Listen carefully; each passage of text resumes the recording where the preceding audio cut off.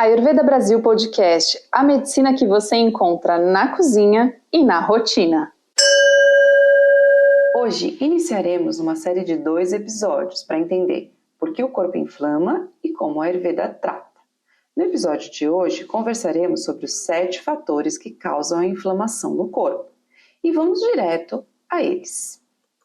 Os 7 motivos mais comuns de inflamação são sono não restaurador. Já ouviu aquela expressão que determinada pessoa dorme com as galinhas? Embora normalmente seja utilizada de forma pejorativa, esse é o sono, ou melhor, o horário de sono ideal aos olhos do Ayurveda. O sono é o momento em que o corpo elimina toxinas e faz homeostase, ou seja, entra em equilíbrio. Se você dorme pouco ou dorme muito tarde, essas ações ficam capengas e aí com o passar do tempo você pode ter inflamações no corpo decorrentes de noites mal dormidas. 2. Acúmulo de toxinas. Toxinas podem ser decorrentes de poluição, de produtos de beleza, plástico, panela, mas também de alimentação não digerida, aquilo que a gente chama de ama no Ayurveda. Pense o seguinte, você come um monte de industrializados ou alimentos contaminados, o organismo vai precisar trabalhar muito mais para digerir tudo isso. Agora, se você faz esse tipo de alimentação repetidas vezes, chega uma hora que não rola, o seu organismo não dá conta e você começa a acumular toxinas. 3. Consumo de alimentos pró-inflamatórios. É uma continuidade do que eu falei anteriormente. Ultraprocessados, embutidos, junk food, refinados como sal, farinha, óleos, açúcar, estão na lista dos alimentos pró-inflamatórios, que são aqueles que causam inflamação no corpo. Além dessas comidas que não são boas para ninguém, a gente pode considerar alguns alimentos como leite e derivados, que são difíceis de digerir, como também pró-inflamatórios. Aliás, falar em leite hoje não é necessariamente falar em leite, aquele lá que a gente vê nos clássicos do Ayurveda, por questões muito óbvias. A quantidade de antibióticos, o tipo de tratamento que dão para as vacas, a quantidade de conservante, tudo isso vai descaracterizar o leite como um rasayana, como um rejuvenescedor do corpo, aquele que está nos clássicos, né? Então, o leite não é uma questão apenas para quem tem intolerância à lactose ou para quem tem doenças no trato respiratório. Leite e seus derivados podem sim se tornar causas de inflamação por serem difíceis de digerir para muita gente. Agora você poderia me perguntar, Van, e se fosse o leite puro de vaquinha feliz, seria rasayana para todo mundo? Ou seja, rejuvenescedor para todo mundo? Para quem tem boa digestão, sim. Para quem não tem, não. Lembre-se que para utilizar alimentos e terapias rejuvenescedoras do Ayurveda é preciso digerir bem. Então tem que ter um bom Agni, uma boa capacidade digestória. Caso contrário, a gente acumula toxinas e, portanto, ama. E é exatamente o que não queremos. Saber diferenciar quando um alimento é bom, quando não é, para quem é bom, para quem não é, que tipo de alimento consumir em cada momento do ano e da vida é muito importante. Por isso eu insisto na sua participação da experiência presencial alimentando-se com a Ayurveda em São Paulo. Gabi e eu vamos te ensinar a utilizar alimentos com todas essas nuances para que o natural realmente te proporcione saúde, não só para o corpo, mas também para a mente e emoções. 4. Intolerância alimentar. Por intolerância alimentar, eu não estou me referindo apenas às pessoas que têm intolerância a glúten, leite e derivados, enfim, ou outros alimentos diagnosticados por médicos, mas a todo alimento que causa dor, queimação no estômago, no esôfago, inchaço, sensação de peso, retenção de líquido, indisposição, constipação ou que solta o intestino. Para o Ayurveda, se você não digere bem os alimentos e você não nasceu assim, existe um problema de fogo digestivo, de Agni. Então, ele pode estar lento demais ou rápido demais. Você precisa reequilibrar o seu Agni. É diferente quando você nasce com um problema do tipo intolerância. Nesse caso, não é necessariamente Agni, mas pode ser qualquer outro desequilíbrio. 5. Desequilíbrio do microbioma humano.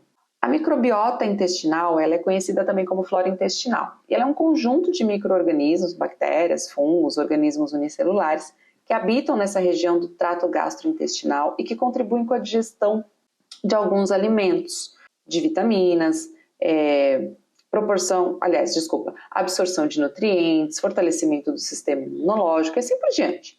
Nos últimos anos, a gente tem pesquisas inovadoras que são dedicadas a essa área. Um exemplo é o projeto Microbioma Humano, que foi lançado em 2008 nos Estados Unidos e desde então têm sido publicados diversos artigos analisando a relação entre microbioma humano e doenças. Nos resultados, aparece a importância desses micro-organismos tanto em funções metabólicas quanto em ações contra patógenos, no fortalecimento do sistema imunológico, em funções fisiológicas e para pessoas que têm desequilíbrios nesse microbioma, existe a maior probabilidade para o desenvolvimento de câncer, Parkinson, diabetes. É muito interessante que o consumo de alimentos saudáveis pela perspectiva do Ayurveda, o seu preparo, a utilização de especiarias, promove o equilíbrio do sistema digestório, elimina as toxinas e contribui para a saúde do microbioma humano de forma natural e constante. Aliás, vale lembrar que o Ayurveda nunca começa um tratamento sem reorganizar funções digestivas. Seguramente você me escuta e vai me escutar dizer muitas vezes: primeiro é preciso cuidar do fogo digestivo, primeiro o Agni. Nesse sentido, os estudos do microbioma humano vêm de encontro com essa perspectiva ayurvédica. Não cuidar desse sistema de seres vivos que cooperam com a nossa saúde, bem-estar, imunidade, é contribuir com o corpo inflamado. 6. Modo de preparo das refeições.